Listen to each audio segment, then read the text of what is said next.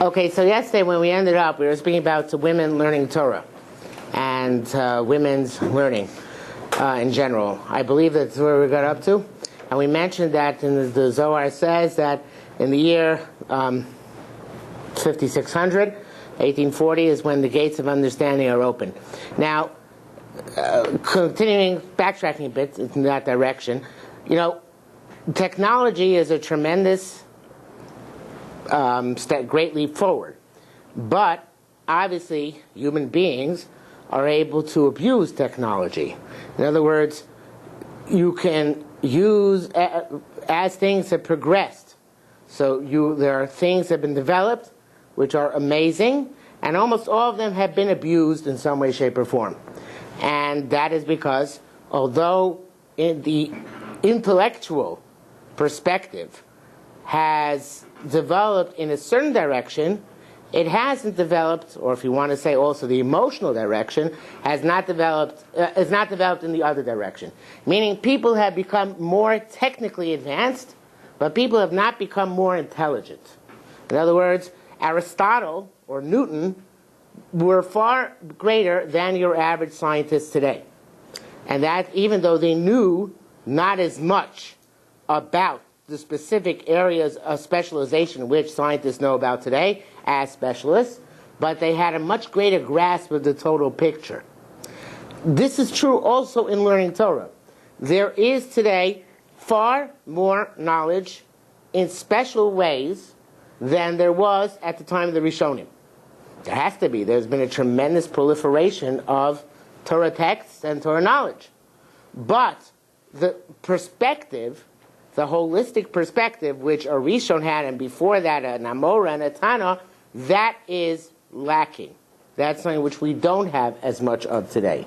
And therefore, how things fit into the big picture and the grand scheme of the cosmos and the ultimate purpose of man has become obscured by all the gee-whiz technology which we possess. This is something which is problematic, and it's problematic to a large extent not just because of, as I said, the intellectual issue, but also the emotional issue. Mankind was supposed to, it would seem, develop emotionally and become more and more, just to use a secular term for now, humanistic. But it didn't happen. Man has become less and less humanistic as time has gone by. And it's interesting to note, Rav Kook wrote in one of his Sfarim, he says that the reason why Darwin promoted the theory of evolution, the reason why it came into vogue at the time it did, is not because it's necessarily true, although perhaps there is some element of truth to it, but rather because the concept of evolution does exist in the progression of the world's progress towards its ultimate redemption. And he said, you see that societies are becoming more and more civilized and more refined as time goes by. And lots of people believe that. And they believed it right up till 1939. And Rav Kook died in 1935. So he had no opportunity to really see how, in fact, what happened with technology at the end, unrestrained use of technology, led to far more devastating warfare and death than ever before in human history. Yes? Let's say more had the birth of the atomic bomb. Now, where there would have been a conventional war between the USSR and the United States, was fought by proxy wars, the atomic bomb made war between them impossible. There's been more peace since World War II than at any time in human history. Yes, but not because people are more refined, but rather because people are more barbaric. So since I can kill you, and I'm threatening to kill you, and you can kill me, and you're threatening to kill me, so we've achieved mutually assured destruction, so therefore we don't go to war. It's not because we like each other. It's not because we want to be nice to you. We just want to survive. That's not more civilized. We've got, in a flip way, we've got more peace between the superpowers, but not because we've become better people. So that process doesn't seem to have happened. That's what should have happened. In other words, everything should be used properly in order to advance peace and proper and refinements and greater sense of morality and ethics and responsibility, but that has not happened, that has not materialized. But nevertheless, it was a point in the mid-1800s when things started becoming more and more intellectual. And again, I mean in a limited sense, specifically about technology and science, but that's enough for our purpose right now. Things began advancing, and that's when women began advancing as well. And women began advancing not just in areas of education, which women never had before, but also in areas such as women's suffrage. Women's suffrage meaning women never voted, even where there were democracies. There was no havamina, there was no thought in 1776 to give women the vote, right? That was something which is exclusively for men. There was democracy, this is not something which is very often discussed, but the original democracy, they debate all the time whether democracy was intended to include slaves or was slavery institutionalized in America. But certainly sexism was institutionalized. Nobody had any thought that women would ever participate in government. There was slavery in America. What? There was slavery. No, whether the founding fathers were willing to accept it, where they wanted to work to eventually abolish it. So they were trying to abolish slavery? There were some people trying to abolish slavery. The North particularly wanted to abolish slavery. Even people like Jefferson, but nobody wanted to abolish the denigration of women. But it wasn't a moral... It was because they didn't want they were racist, and they didn't want the blacks to take their jobs away. No. There wasn't moral. There was always this concept of the people who were, people around the Underground Railroad. People were involved in trying to get slavery outlawed in the new states which were joining. There was a sense of morality. I'm just pointing out, there was a sense of morality vis-a-vis the slave. There was never a sense of morality vis-a-vis the woman. If there was a sense of morality between the slaves... You're getting me bogged down in something which is peripheral, though. Okay, if you feel there's no sense of morality towards slaves, gesundheit. Okay, but the point is, both women and slaves are in the same category. Yeah. Anyway, but things started changing around that time, and things started progressing. Again, not just on the front of women's learning, but also in front of women's rights, and also in the front of women's participation in the communal affairs, in politics, in government. And there was a lot of opposition along the way in many different quarters. And, for example, Rav Kook also, when the Jewish community formed in the early pre-state mandate, and the right to vote was going to be extended by the British authorities to women, Rav Kook was opposed to it. Rav Kook said women should not have the right to vote. In Torah, we don't have women voting. There is no such concept. Men might have such a right, but not women. So, nevertheless, the British authorities were not particularly interested in what he had to say, and they extended the vote to women. So, women became an integral part of the process. Now, what's happened is, therefore, we see that from Shamayim, not just is there an influence of wisdom in the general sense, not is there just an influence of a education in a general sense, but there's also influence of undermining overturning the bonds which traditionally subjugated women. Now, let's talk specifically about the Beis Yaakov movement. Actually, let's not get there yet. Let's talk about Rav Shlomo Hirsch. Rav Shlomo Hirsch was a revolutionary. Rav Shlomo Hirsch was a rabbi. How many of you know about Rav Shlomo Hirsch? Everybody here? No? Rav Shlomo Hirsch was a rabbi in Germany, lived from 1808 to 1888, and his tremendous contribution to Judaism is that most of the rabbis saw the emancipation of Jews in Europe, which is primarily instituted by Napoleon, and as he swept across Europe, it swept across the lands where he conquered. That's a very bad thing, because Jews till then were downtrodden, ghettoized, separated, and persecuted, and that's good, because that keeps us with achdus, and that keeps us without any possibility of assimilation. Along came the emancipation and gave everybody the opportunity to leave the ghetto, to become emancipated, to become assimilated, and to throw off the shackles of religion. Not a good thing. As a matter of fact, the Lubavitcher Rebbe, I think I've said this once recently, but I don't remember who was here and who wasn't. Lubavitcher Rebbe's, the first one, the Baal Tanya, in Lubavitch, they claim he single-handedly defeated Napoleon because of this reason. You thought it was the Russian winter. No, it wasn't the Russian winter. It was the Alter Rebbe. Yeah, the Baal Tanya, by taking the French national anthem, the Marseillaise, and using it in the right way, they use that French national anthem for Mashiach. He was able to do all sorts of things in Shamayim and bring about the downfall of Napoleon. And that was because emancipation was a very bad thing. But so everybody saw the emancipation as being a negative, except for Reb Shamshon Hirsch. Obviously, I'm oversimplifying. Most German Rabbanim were on the same page as Reb Shamshon Hirsch. He became the symbol of the movement, which was that one could be a Jew who functions in this world in a positive way with full rights and full involvement and being Mekadesh Shem Shamayim and living a meaningful life along the way as well.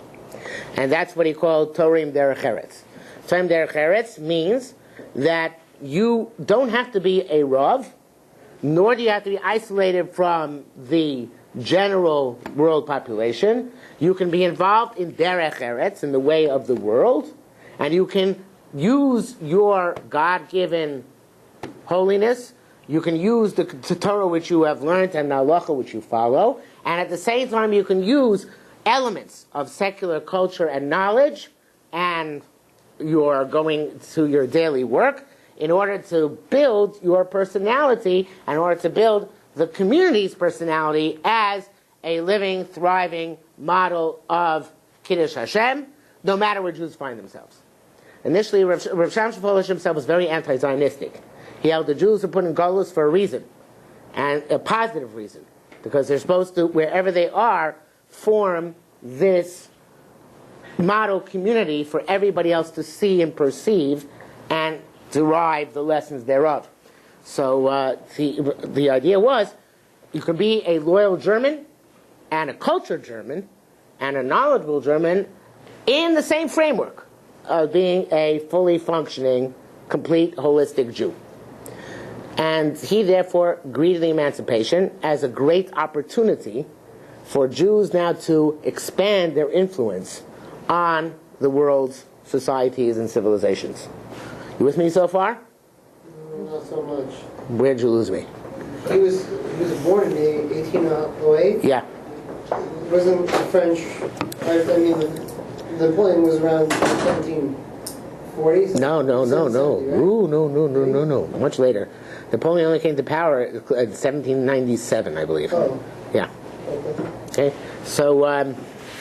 There was a recently class given here, where our class got then he described the main reason for Samson Hirsch was to beat up reform movement. So as I understood from, it's again my understanding, that Samson Hirsch didn't say, well, let's emancipate. It was only way somehow to balance, because on one side they had the reform movement was say let's take off yarmulkes, tefillin, and everything else, and you couldn't stand against, at least it's my understanding, but you could not stand against this completely not emancipation. So all the right. He was compromising a little bit, at least, so trying to say we can do it also. Yeah. It was my understanding again. So the writings and the legacy of Rav Shamshon Hirsch indicate that is not the case. Yes, of course, a great part of his program was anti-reform and even anti-conservative, which was a very nascent movement at the time. But he held what he held to be the actual lechatchila preferable way for a Jew to live in this world, and that was confirmed by all his heirs in his philosophy, and they get very upset when people say, well, we only did it to counsel reform, or this, that, the other thing, they get very annoyed. Yeah? So basically he decided to say that we can be part of the secular world, get a job, but use that as a means to grow bigger in Torah. More than that, but yeah, that's true. That's part of what he's saying. Yes. I mean, he's also talk about secular knowledge and all sorts of things. So here's the balance. Would you then, he's not equating secular knowledge. No. So what is you say the purpose of secular knowledge is for? Well, it's not, his secular knowledge contributes to a person's growth in either the area of his career, which is an important part of his role in this world, or his functioning as a Torah Jew. I'm going to digress for a moment here. I think I mentioned this also recently. The Vilna Gaon. The Vilna Gaon made a party. He actually made a siyum on Shir Hashirim, I think it was, and he mentioned in the siyum that he had mastered all secular knowledge. Who heard me say this? Who's heard this from me? That's it? Okay, so we're in good shape. The mastered all secular knowledge except for anatomy, because his father told him not to learn anatomy, because if he learned anatomy, whenever there was somebody sick in Vilna, the Vilna Gaon would have to go out and heal him. So therefore, in order that he should not be mevatel Torah and go and to heal every sick person in Vilna, so his father told him not to study anatomy. But he studied all other areas of knowledge. By the way, till about the year 1840, it was possible for human beings to master all knowledge. There wasn't that much knowledge to master. So it was possible for you to have people who were able to master everything. Not Torah. What? Not Torah knowledge. I think so too. Yeah, the Gra certainly did. So he said the most important chachma that one must study is music. Music is, you cannot understand the secrets of the I have no appreciation of music, so therefore I don't understand this at all. But he said that, and people who know music have some appreciation of this, that the understanding of the chachma of music is necessary to understand many deep secrets and profound wonders of creation. And he said, quote, "Kechol she'yechsar la'adam the chachma, at the extent to which a person is lacking secular wisdom, yechsar lo, they will lack to him eser yodos, tenfold in Torah." So in other words, you need to have secular wisdom, said the Gra, in order to fully understand Torah. Now, nowadays we don't do that. We don't do that because of the moron factor. That's right. Since we're such big morons, we're not able to even use the secular studies to understand Torah better. We can't understand the Torah. We can't understand secular studies. We don't understand anything. So therefore, this is all Greek to us. Yes? There's two questions. Number one is, were there some Gedolim who were against secular studies? And my question is more, I could understand like science because of evolution and maybe, you're supposed to, whatever. I mean, but I don't understand why things like English and just to know math, to get around and not, and another question I have is how come Hirsch was fighting the Reform and Conservative, you don't see any Gedolim from the Babisher Rebbe to Reb Shach who are fighting Reform and Conservative? It's over. Battle's over. Oh, the battle's over. Yeah, it's over. Won. I don't know if we won. We're not fighting anymore. So, what was the English?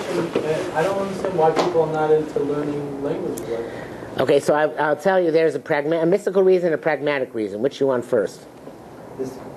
That doesn't make a difference. Okay. The mystical reason is because the Hasidim believe that the other branches of knowledge besides Torah come from the Sitra Achra.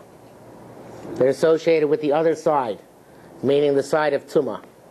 And therefore, to associate with secular knowledge, secular wisdom, is associating with the other side, Tumah, Klipos, all sorts of nasty things. Okay? So therefore, many of them are opposed on this mystical level to secular studies. Okay? The other, the more pragmatic objection was a revelation to me once upon a time. When I was starting out in Kollel in the mid '80s, so the Kollel I was in produced a newsletter with halacha and some sort of alumnus and some in English, and so we were quite proud of it, and we brought it to several local rabbis to show, and one of them was the local Hasidic Rebbe. And we come into this Rebbe, and he starts leafing through it, and we could tell that he wasn't so happy with this, and we were wondering why. So he said to us, I don't understand why you put this out in English. And if you're going to put out in English, Chotch, at least, soll das sein in a zerbrochener English. It should be in a broken English. Not a good English, a broken English. Zu sein anders wie die Goyim. To be different than the non-Jews. In other words, till that was a revelation, because I thought till that point that the reason Hasidim don't speak a good English is because they're not well educated, or they're insular, or it's something which they haven't been taught. But no, it's in fact a deliberate decision that to remain different from the non-Jews, we are not going to speak a good English. We're going to speak a broken English. It's interesting because on the Sanhedrin you had to know all the languages of like the 70s. Yeah, the Sanhedrin, they're okay, they're safe. They're going, they can know it. But the regular people, that they should know English, next thing you know, they're going to be going to movies. Who knows? Yeah, it's very dangerous. Yeah. So I'm just trying to hear, because he said that you said at the Vilna Gaon, he said that his father said don't study anatomy because it's going to take you away from Torah. So can't you use that same if you study secular knowledge? Not that I'm against it, but from the argument, doesn't it like that time you study secular knowledge, when you studying some Torah? I mean, aren't you giving up? There are all sorts of priorities in this world, and obviously the Vilna Gaon managed to prioritize. Whatever it was, it worked out well for I think him. he might have just read it in the bathroom then. Yeah, that's what people always say. I don't believe it. No. Why don't you believe it? Because it's not necessary. It's not necessary to say. There's no basis for it. Why should we say it? Because in the Shulchan They spend an awful lot of time in the bathroom then. You're supposed to, if you could keep yourself busy doing stuff, I think. Yeah, but the Shulchan Aruch doesn't say you have to keep all the science books in the bathroom. No, it doesn't say that. Right? That's not a Bittul Torah. You pace yourself, right? You gauge what the necessity is. Each person is different. There's no prohibition strictly from the Torah or anything like that. You can do it. Yeah. Okay. Yeah. I heard it said that the Rambam got all his knowledge of medicine through learning Torah directly. Chas v'sholem. No. Yeah. Other people, they might say that about, and it still wouldn't be true, but the Rambam would be offended if you said that to him. Because the Rambam took Galen very, very seriously. Galen was the classic Greek, source of Greek medicine. Yeah. Also, what's the difference between Torah in Derech Eretz and Torah Umada? Torah Umada doesn't mean anything. It doesn't mean anything. It's a slogan which you adopted for fundraising purposes. And then, since once we're on tangent, I see this series is going to take us a long time. Once we're on this tangent, so Torah Umada, what happened was there was a yeshiva in Lithuania called Torah Vadas. Torah Vadas was the first yeshiva to introduce formal secular studies as part of the curriculum. It was called Torah Vadas because Das alluded to secular studies, right? When they came, so one of the alumni of this yeshiva, which was yeshiva in a town called Lida, L-I-D-A, came to America, Reb Zev Gold, and he founded a yeshiva in Williamsburg. And the yeshiva he founded in Williamsburg was called Torah Vadas. And it continues to be called Torah Vadas to this day, even though if you told them they had some connection to that yeshiva in Lithuania, they'd be horrified. But so when in the 1940s, when YU existed, it existed earlier, but when it became formally chartered as a university in the 1940s, so they needed to come up with a slogan. And the obvious slogan, Torah Vadas, was taken. So they had to find something else. So what did they find? So they did Torah Umada. But it actually doesn't, it does not because Torah Umada, the term itself, has any significance, but rather since they had to have a slogan on a motto on their coat of arms, so this was what they took. Now, since then, people have been trying to give it significance and trying to put all sorts of ideas into it. But basically what Torah Umada means today is, I support YU. And you could be that YU has a tremendous range of supporters, all the way from almost right wing to almost left wing, everything in between. So therefore, it doesn't really mean anything. That's the basic idea. So in any event, people, you're going to read that there's so much ink spilled trying to define it when it's so undefinable. It's amazing. Anyway, moving right along in our direction. So Reb Shamshon Hirsch was the first one really, because in Germany there was and Western Europe in general, but the French Jewish community was always a very weak one, and the English Jewish community was also a very weak one, and Germany was the strongest Jewish community in Western Europe, because in Western Europe there was very early on compulsory education. The Jews who are now full citizens of Germany also had to get this compulsory education, and therefore Reb Shamshon Hirsch founded schools which would cater to the needs of the German curriculum and the needs of their Jewish growth. And fundamentally, Reb Shamshon Hirsch was of the opinion that for most Jewish men, not just for Jewish girls, but for most Jewish men, the in-depth study of Gemara is more or less superfluous. It's unnecessary, because Gemara, in its original intent, was meant to be the process by which one came to halachic conclusions. And halachic conclusions are the province of the rabbis, not the province of the masses, and therefore what business do the masses have studying Gemara? Interestingly, to fast forward several hundred some odd years, so I have a sefer which I wrote in English on the topic of Eruvin, and I sent this sefer before it came out. You can buy it if you go to Amazon. You can buy it on Amazon. I make $1 every time they. Actually, I haven't gotten royalties in years, but officially, I make $1 every time somebody buys a book. So the contemporary Eruv. So one of the people asked for Askama, even though I knew I wasn't going to get it, but I was curious to see why I wasn't going to get it, was from Rabbi Shimon Schwab, who was one of the leaders of German Jewry in the late 20th century, German Jewry in America. And he wrote me a really nice letter explaining why he couldn't give me Askama.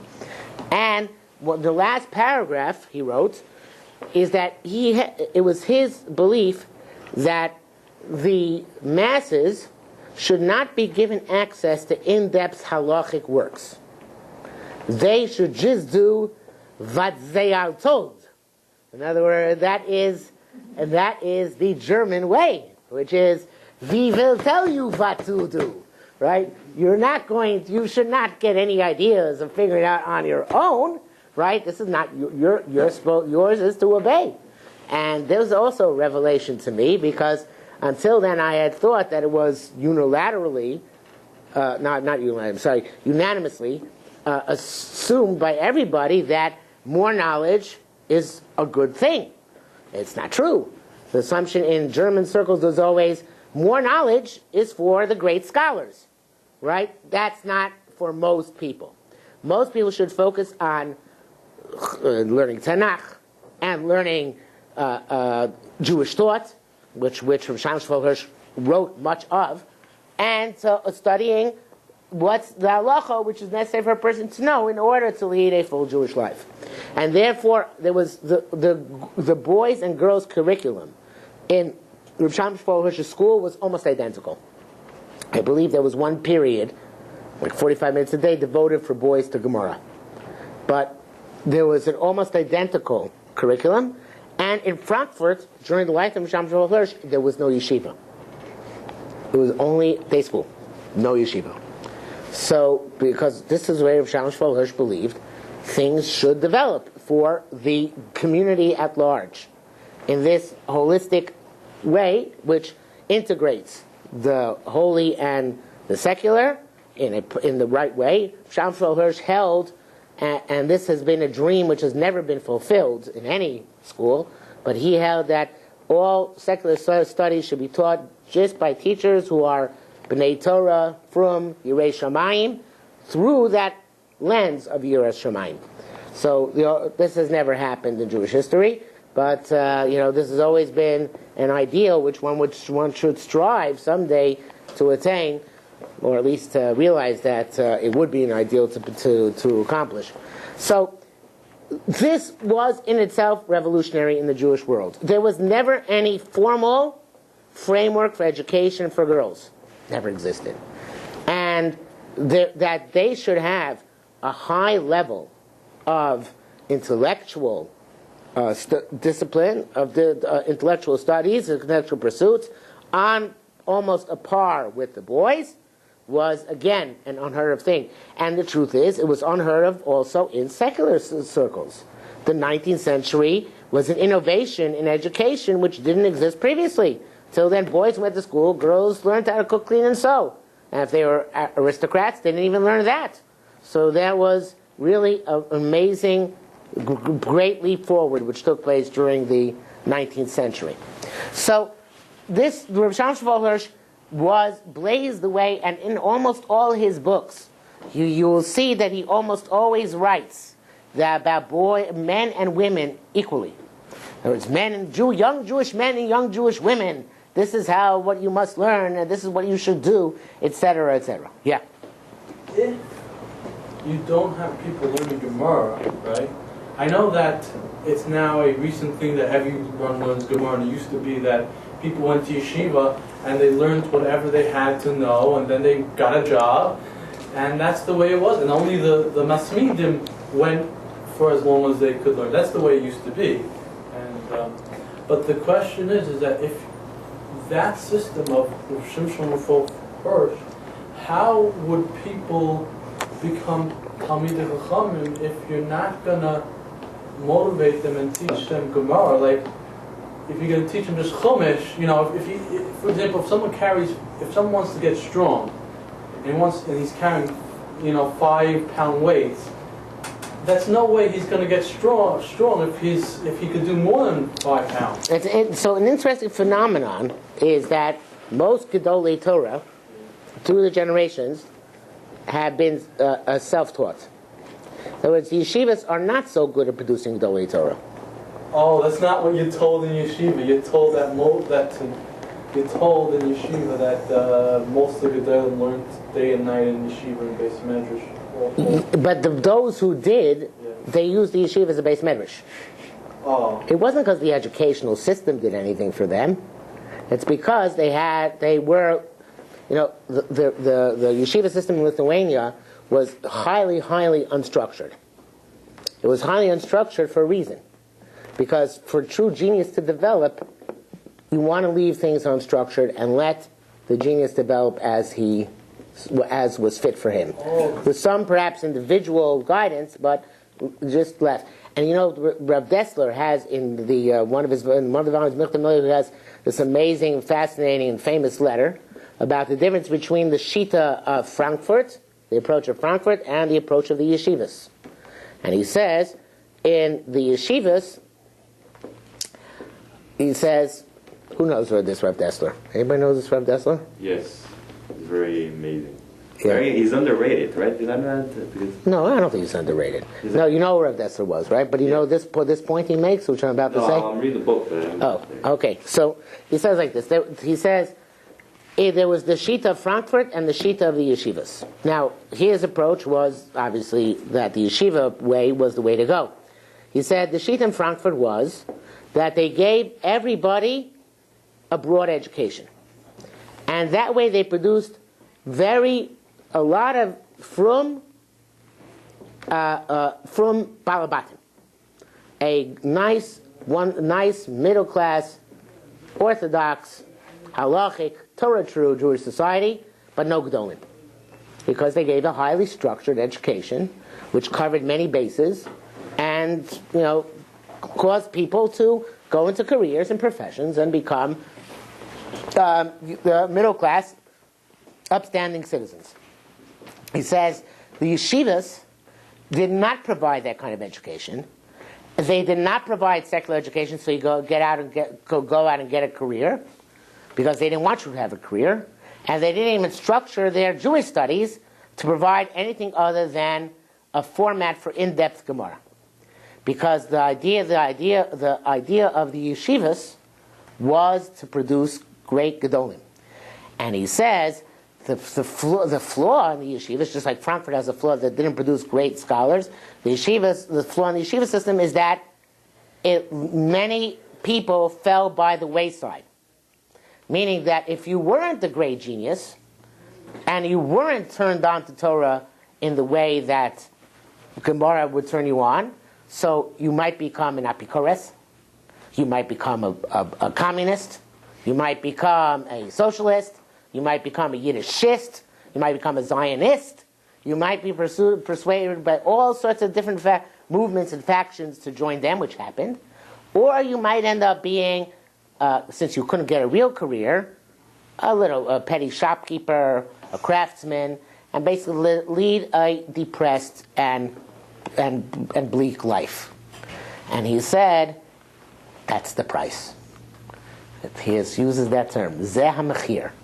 And he says, the Gemara says, Elef nichnasim l'Torah, 1,000 l'Mikra, 1,000 people go into elementary school to study Chumash, and Echad Yotzei Lahora, one comes out to be the great posek for the next generation, and the 999 are the price we pay, and it's worth the price.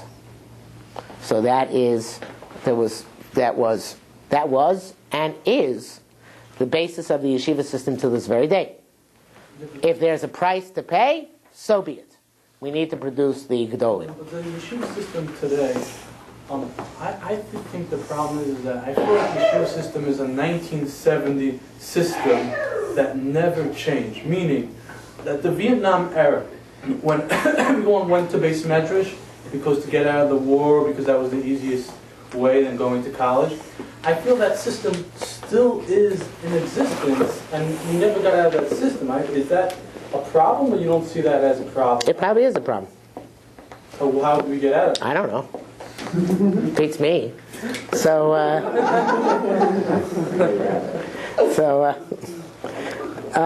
fortunately nobody's asking me, so I don't have to come up with a solution. So the idea of the Eastern European yeshivas and the Western European society were very, very different. And in Eastern Europe also, the masses were still, for the most part, unemancipated. So there was no danger of people becoming assimilated. So therefore, for most of the 19th century, as a matter of fact, for almost all of them, for the entire 19th century, there continued to be no education for girls in Eastern Europe, in Poland, Lithuania, Hungary, all these places. What happened is, however, at the beginning of the 20th century, is that because of this general world emancipation of women, or progress in women's status, also Jewish women started becoming more emboldened, empowered, and also they became more intellectual. And what happened was, in places even like Poland, which was a staunch Hasidic society, girls were leaving Frumkeit in droves. Girls were falling by the wayside because there was no Jewish education for girls. so girls were being sent to non-Jewish schools. There were no intellectual challenges within Judaism for girls, so girls were turning to the intellectual challenges which were in the outside world, and there was a mass hemorrhage of girls away from Judaism. So for what happened was there was a woman named Sarah Schneerer who started almost single-handedly the Beis Yaakov movement, which was inspired by her contact during the First World War with Torim Derech Eretz when she was a refugee in Vienna. And she became a tremendous student of the works of Rav Shamshon Fol Hirsch and the Derech of Rav Shamshon Fol Hirsch. And she went back to Poland and applied that approach of Rav Shamshon Fol Hirsch to the education of girls. And there was tremendous opposition, but ultimately many Gedolim were on her side, including the Chafetz Chaim, and therefore she was able to be successful. At the same time in Lithuania, a similar process was happening under a different name. There was a different school system called Yavne, but also was achieving more or less the same thing. And there began to be an intellectual opportunity for girls within Orthodox Judaism. And it became, as time went by, it became more and more commonplace for girls to actually study, in an intellectually profound way, Torah. Now, this is one second. This is still not true about the Hasidim. For example, in Satmar, it is forbidden for girls to learn Chumash with Rashi. As a matter of fact, if I understood correctly what one of my Hasidic friends told me, they're not even allowed to look inside a regular Chumash because it has Rashi. They print them up sheets which have the Chumash that they have to know. And he told me, this friend of mine is a Belzer, he said Belz is more progressive. Belz also doesn't like the girls to pick up a Chumash inside, but they photocopy the Chumash and give them the photocopies. So girls end up having binders of Chumash, just not using the Chumash itself. This actually, so there are various, in the Hasidic schools, there's still a tremendous opposition to intellectual accomplishment for girls. Yeah, and this is true in our own fair city of Monsey. These girls who go to Vishnitz, who you see walking the streets perhaps, they're not studying anything intellectual about Judaism. Not sure studying anything intellectual at all. I don't know exactly what gives their life any meaning. I don't understand it. I really don't know. But that is because if you think about it, Hasidus is heavily, except for Chabad, is heavily male-oriented. So the male, they get to, like we said, they get to dress up, look really cool, and they get to go to the tish, and they go to shul, and they have all these things going on, all the politics, and so it's exciting. I don't know what women have in Hasidus. It beats me. I have no clue what exactly women get out of Hasidus. Yeah. Why is that such an opposition to Hasidim for? Aren't they? I got an idea, correct me if I'm wrong, that they're about love and. Not anymore. Not anymore. No. But was this? So this is a recent thing that this opposition, or it's always been the opposition to what? That women. No, women. It wasn't an issue until the 20th century. Oh, so before that, even. Before that, it wasn't an issue. Women were women. They were second-class citizens. Had meaningless lives all the way up. Yeah, but that was okay. That was what they were meaningless creatures. Basically, they keep real Masorah, right? They keep the Masorah, right? No, they're doing the right. They're keeping the pre-1840 tradition alive. The question is on Chafetz Chaim, the question is on the Beis Yaakov and yeah, right. They have to respond. Right. They have to respond, which is a fascinating thing because yes, they feel. Well, not for now. Maybe next time. Yeah. What is the source of the opposition then for them to teach? From what source do they have to not teach girls more? Gemara? No. Or anything. Torah. Anything, yeah. It says Kol Melamed es Bita Torah to Mishnah Soita. Anybody teaches his daughter Torah is as if he teaches her tiflus. He's teaching her romances. So how do we teach her how do the Litvish teach? Is that an opinion, actually? Because we believe that women are different today than they were historically. That's the point of this historical survey. How does Chabad, what's their opinion of Chabad? What's whose opinion of Chabad? The women's or? No, the Lubavitcher Rebbe, what was his opinion about women in the Beis Yaakov system of Chabad? Did they teach girls like the Litvish, or they were more like the other Chassid? No, more like the Litvish, even more so. The Lubavitcher Rebbe himself held that girls should learn Gemara. That was probably a big controversy. It was, except even the Lubavitchers themselves, they didn't take the Rebbe, except for the real diehards. They don't study. The girls don't learn Gemara. The real Meshichistim, their daughters study Gemara, but most Lubavitchers, the girls don't study Gemara. Is that source in Sotah? Is that a halacha or is it an opinion? So it's a Mishnah which one could construe to be simple halacha. One can construe it to be, relative to the time and place. It's one of these things which is very malleable, and you can take it from many different perspectives.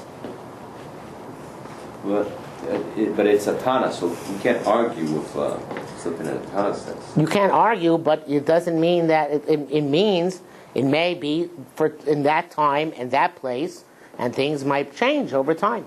But can't then a conservative Jew or any Jew just use that against anything the Mishnah says, like that's for that time and that place? And The main problem with conservative Judaism, this is real. not just bringing that, but any. This is a big topic, conservative Judaism. But the problem with conservative Jews is that it's not so much they're changing halacha. That would not be a big problem. The problem is they don't believe God gave the Torah at Mount Sinai. That's really the problem. But forget that case. No, you can't forget that. That's the basic. If they believe that God gave the Torah at Mount Sinai, and then they said, "But we want to change certain halachos," okay, they might be regarded as a fringe movement, but they'd be okay. But they don't. That's the problem. But okay, I used the wrong term there. I'm just saying, what gives the right then for any Jew just to come up and say, based on that statement, that it was malleable for that time and that place. So are there other missioners that can change because it's for that time and that place? It may be.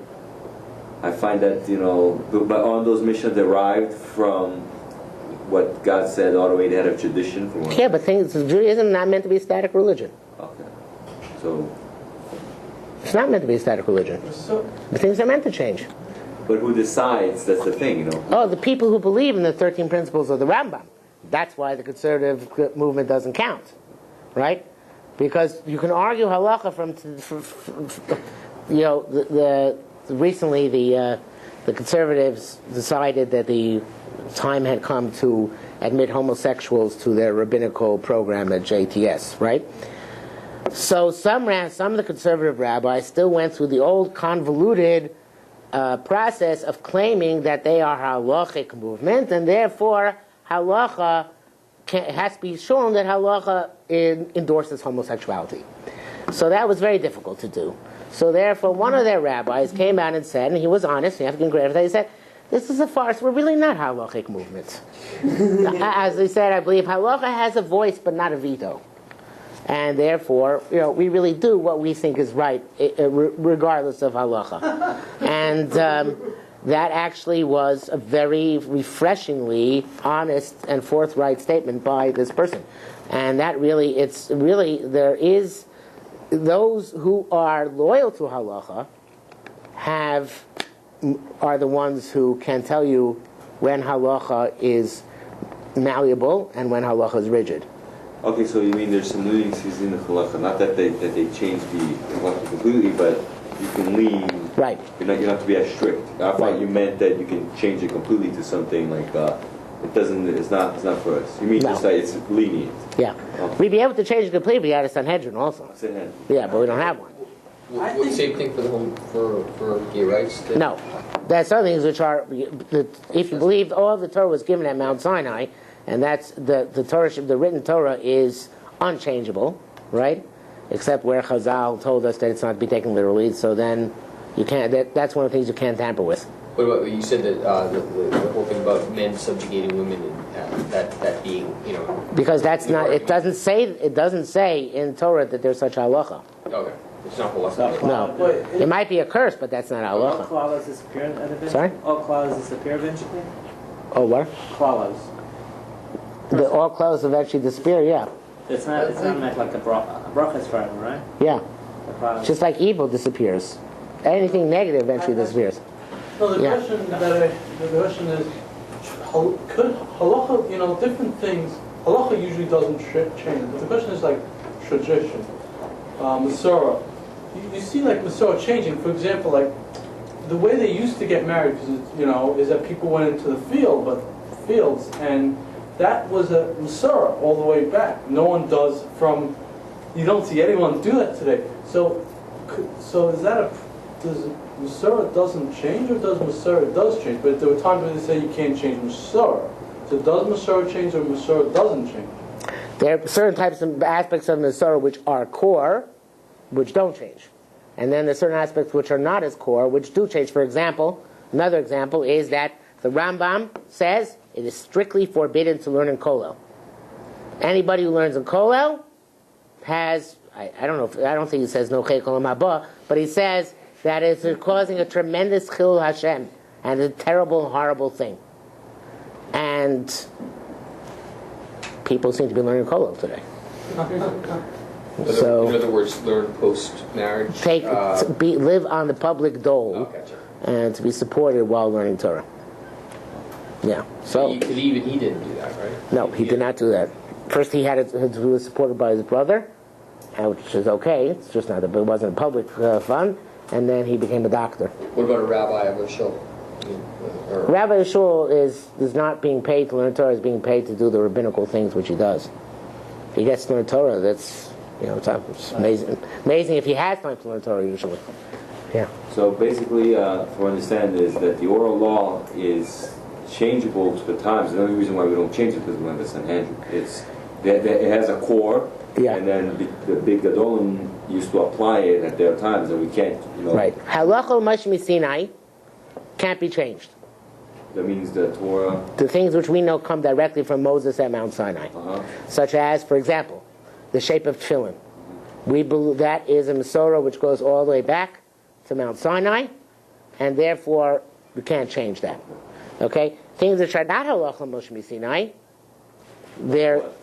many of the things Chazal darshan from Sukkim might be changed someday. Okay, so there's direct laws that straight from Moses. That's not changing, but the laws that the rabbis derived, those are rabbinic. They're not. So there's a lot of rabbinic. There might also be Torah law, but Torah law which is derived by one of the at the end of Karbanos. They say you have the Gimel Midos Shatoni Dreshes Bohem, the Kavachomer Gzeir Shava. So those are subject to being overturned. One generation might learn a Kavachomer, and the next generation might come and say that Kavachomer is not valid. So they derive it from one that's already from Moses. From Moses, they derive certain other laws. Right, those might be changed by a Sanhedrin. Probably not. Yeah, because we are a very conservative religion. We believe very much in tradition. But hypothetically, yes, they can be changed. There are laws that Moses says certain laws, and you can derive other laws from that. Right. After Talmud was closed, you can't really do it. Because there's no Sanhedrin. Oh, you mean like all is theoretical now, right? Right. So, anyways. Right. Yeah. With Halacha Moshe Sinai, why can't you make the same argument that, the times have changed, that tefillah needs to be a different shape now or something like that? Why does it not apply with Halacha? Because times have changed is not a sufficient reason. Times have changed is not a reason to change halacha in and of itself. It has to be that there is some source which one can find, or a derivation one can make in a different direction, or it's a rabbinic law. Or there's another thing, which is that where it's something which is looked down upon, which is not actually forbidden. That's what Rabban Soloveitchik once said to me when I talked to him about this. He said that even though the Rambam says it's forbidden to take money to learn Torah, what he really means it's disgusting, repulsive, reprehensible, repugnant, and horrendous, but it's not awesome. So therefore, it can be changed, right? Because it's behavior which is bad, but not strictly forbidden. And that would also be a difference. If something was highly, highly not recommended, but not particularly not also, then it's possible under the right contingencies, perhaps, for things to be different. Yeah. So, what's the status today in terms of halachically and also just for example, for a woman to be a president of a shul. Oh, wait, we can't do that tonight. Monday. We didn't get as far as I thought we would get tonight. Tomorrow. What? Tomorrow I'm not here. Yeah. Just out of curiosity, you know what happened to that rabbi there? Which rabbi? The conservative one that said that? The conservative rabbi that said the... Who's honest? the fact, yeah, the one that was honest. He is the dean of the University of Judaism in Los Angeles. What's that? That's the conservative school on the West Coast. He didn't get fired or anything? Wait, no. On the contrary. He was lauded for finding the heter for the homosexuals to get smicha. Huh. If a satmar, You know what it was? The old conservative Jews, the old conservative rabbis, they were Orthodox rabbis who, in order to make money, went to conservative shuls. So they all pretended that they were still, involved in proper halachic procedures. The new ones, they're not Orthodox. They were raised Orthodox, and they have no compunction of saying that we're not frum. But so there's the generation gap is such that things which once upon a time were the conservative would say, well, we would never do that, are now commonplace. Yeah. in terms of social status, what would happen if a sophomore enrolls into like Beis Yaakov? They wouldn't. Ever. They would be kicked out of the community. So, what? I didn't understand. If a Satmar girl enrolled in a Beis Yaakov, she'd be kicked out of the community. None of the Litvish Beis Yaakovs would take her? No. The Litvish Beis Yaakovs would take her. Satmar would kick her out of the community. What did Rabbi Yoel think about it? There are exceptions if you live out of town sometimes. They're more lenient out of town. What did Rabbi You Yoel? already kicked out the community, right? Yeah. Yeah. What did Rabbi Yoel say about it? What? What did Rabbi Yoel say about it? He was obviously he was against women getting any education. He was one of the staunch maintainers of the tradition of ignorance. Fred Yoel's girls' school actually reflects this. It looks pretty dilapidated, like ridiculously dilapidated. Yeah. Okay, Rabbi Sai, we'll continue on Monday. Sunday we'll get back to Tanakh.